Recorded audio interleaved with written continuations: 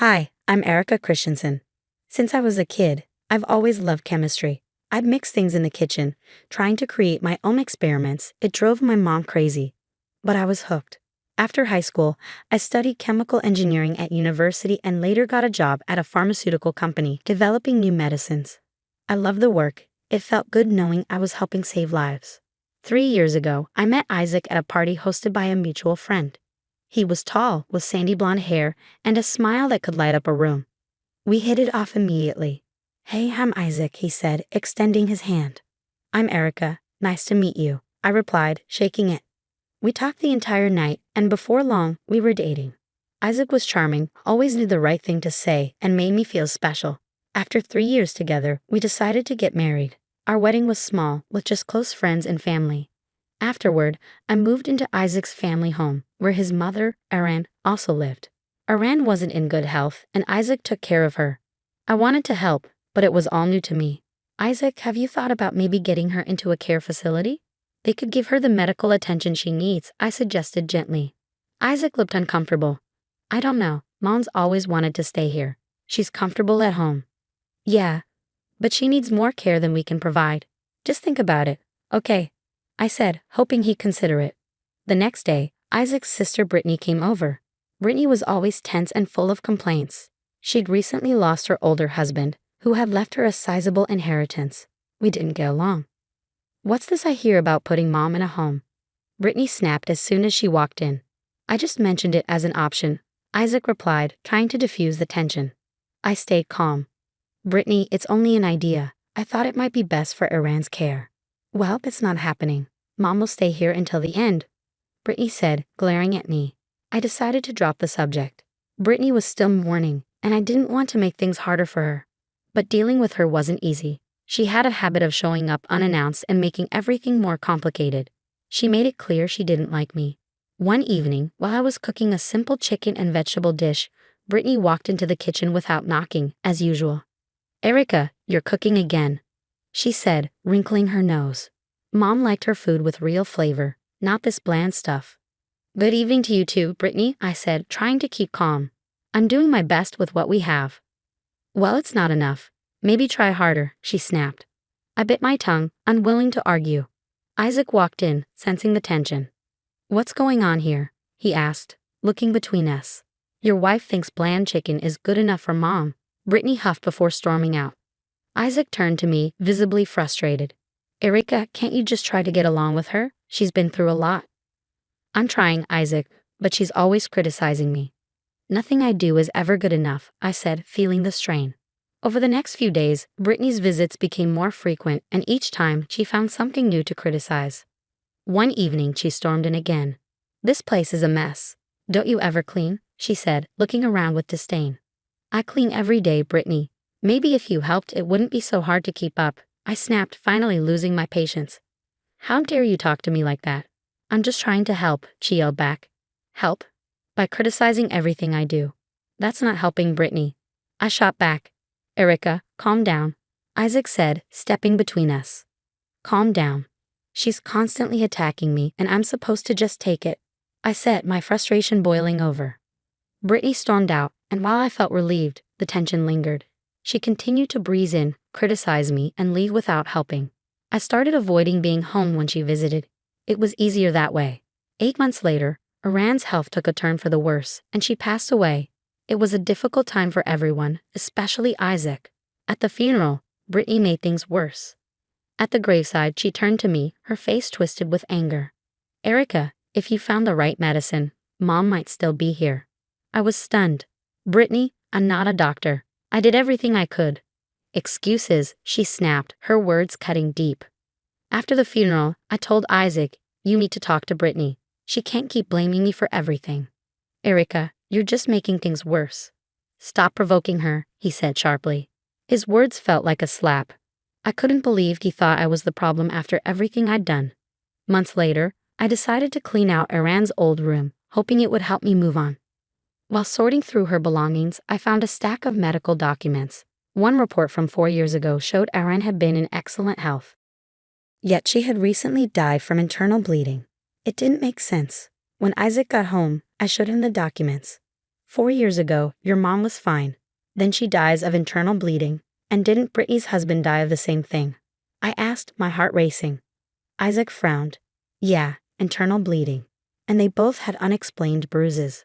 Bruises like that can happen if someone's taking blood thinners. But neither of them were on any, right? No, they weren't, he said, his face pale. Erica, what are you saying? I don't know yet, I replied, dread creeping in. But something's not right. I'm probably just overthinking, I muttered, trying to steady my nerves. But a few days later, I noticed bruises on my arms and legs, bruises I couldn't explain. I hadn't bumped into anything, and it didn't make sense. Uneasy, I decided to run a blood test at my lab just to be safe. When the results came back, I was stunned. My blood showed high levels of warfarin, a powerful blood thinner. I hadn't taken anything like that. Panic rose in my chest as I realized someone was poisoning me. Isaac, we need to talk, I said, finding him in the living room. What is it now, Erica? He asked, sounding exasperated. There's warfarin in my blood. Someone's been poisoning me, I said, showing him the lab results. What? Who would do that? It doesn't make any sense, Isaac said, shaking his head, his expression a mix of confusion and disbelief. I don't know, I replied, my voice trembling, but I have a terrible feeling it's connected to what happened to your mom and Brittany's husband. Isaac frowned. Erica, you're starting to sound paranoid. I'm not paranoid. This is real, Isaac, I said firmly. We need to figure out who's behind this. As we spoke, Brittany strolled in, uninvited as usual. What's going on here? She asked, glancing between us. Erica thinks someone's been poisoning her, Isaac said, holding up the lab results. Poisoning. Brittany scoffed. That's ridiculous. She works in a lab. Maybe she took something by accident. I didn't take anything by accident, Brittany. This is serious, I said, glaring at her. Oh please, you're always looking for drama. Maybe you should focus on your own problems instead of dragging everyone else into them, she said with a sneer. This isn't drama. It's my life, I shot back, my anger flaring. Erica, calm down, Isaac said, stepping between us. We need to think this through. Calm down. Your sister's accusing me of making this up and you want me to calm down. I yelled, frustration boiling over. Erica, you're acting crazy. I can't keep doing this. We need a divorce, Isaac said, his voice flat and final. Divorce? Are you serious? You're going to believe her over me? I asked, the shock hitting me like a punch to the gut. Yes, Erica, you're always stirring things up. I can't take it anymore, he said, avoiding my gaze. Brittany's smirk said it all. She was relishing every second of my heartbreak. Feeling numb, I packed my things, the weight of betrayal and disbelief sinking in. Brittany stood by, triumphant, as I left the house. I rented a small apartment near work, determined to move on. But I couldn't let it go. I had to uncover the truth. The more I pieced things together, the clearer it became. Brittany was behind everything. She had poisoned her husband, her mother, and now she had tried to kill me. I hired a private detective named Jake to dig deeper. Jake, I need your help, I said, handing him the evidence, lab results, medical records, and notes. I'm sure Brittany is behind this. Got it, Erica. I'll start right away. Give me 3 weeks, Jake said with a determined nod. 3 weeks later, Jake called. Erica, we need to meet. I found something. We met at a quiet cafe where Jake handed me a thick folder. His expression was grim. What did you find? I asked, my stomach churning. Brittany's in serious financial trouble. She burned through the money her husband left her and now has massive debts, Jake said. I flipped through the documents, my anger mounting. So she's been killing for money. First her husband, then her mom, and now she tried to kill me. It looks that way. She's desperate and dangerous, Jake confirmed.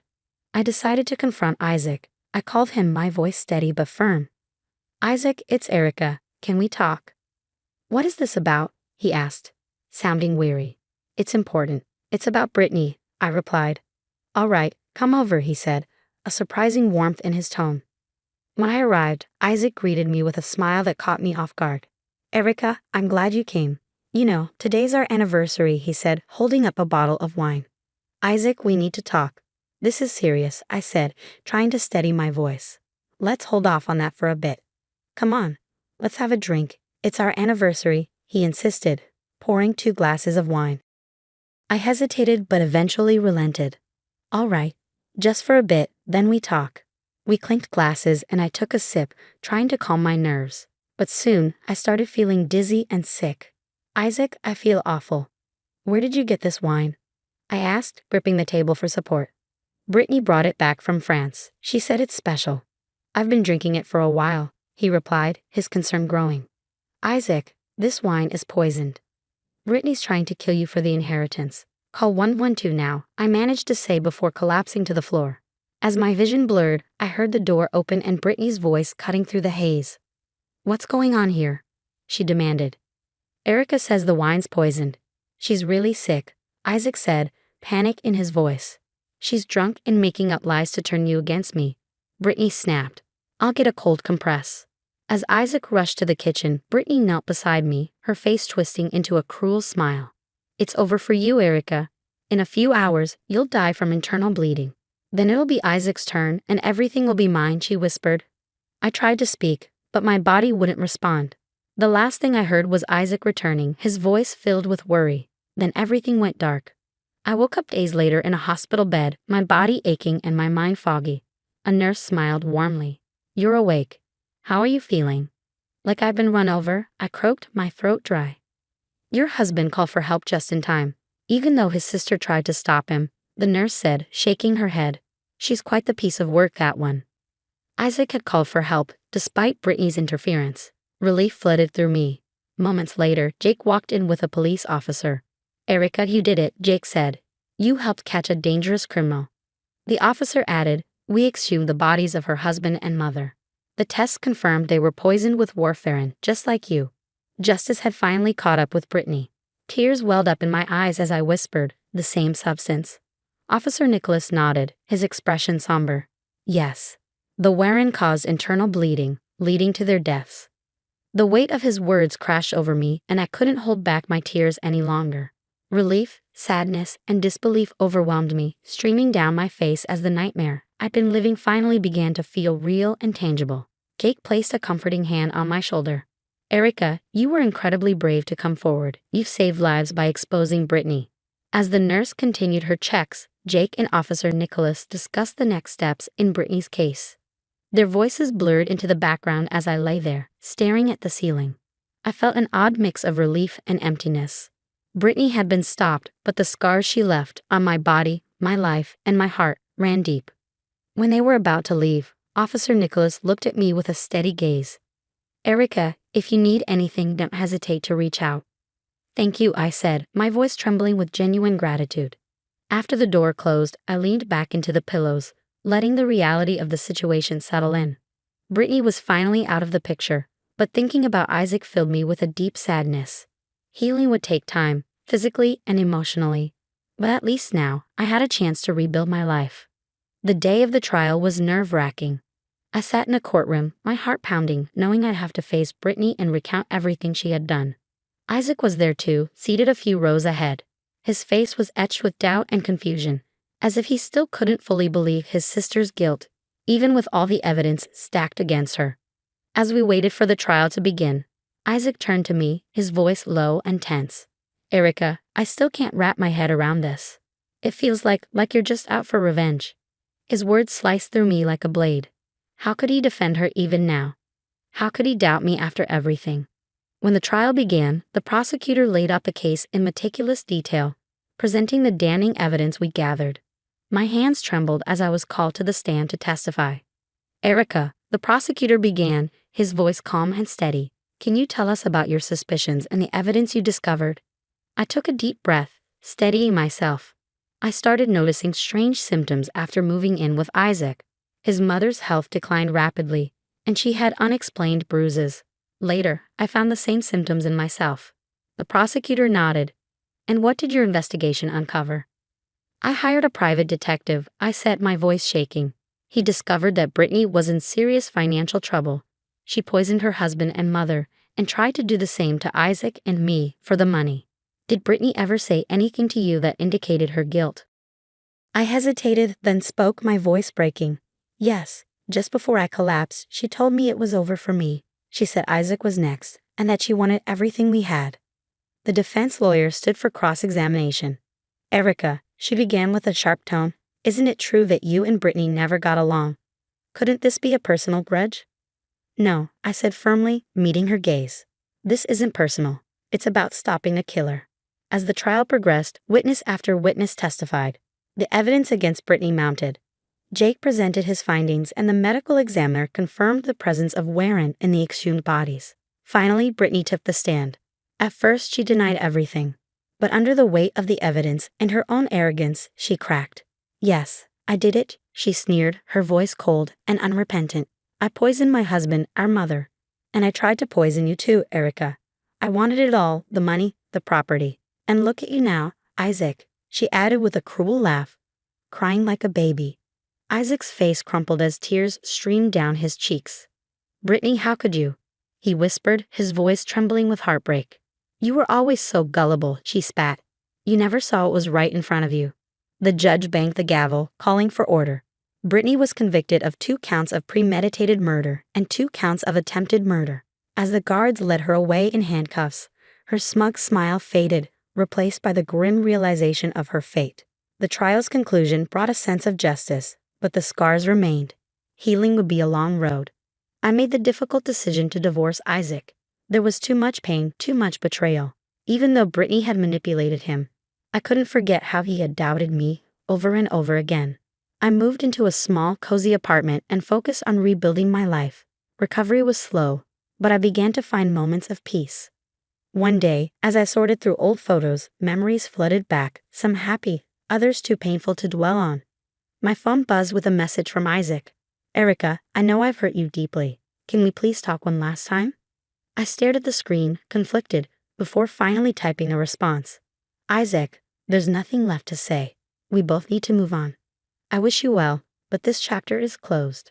Hitting send brought a strange mix of sadness and relief. In the evenings, I started painting, a way to express myself and let go of the past.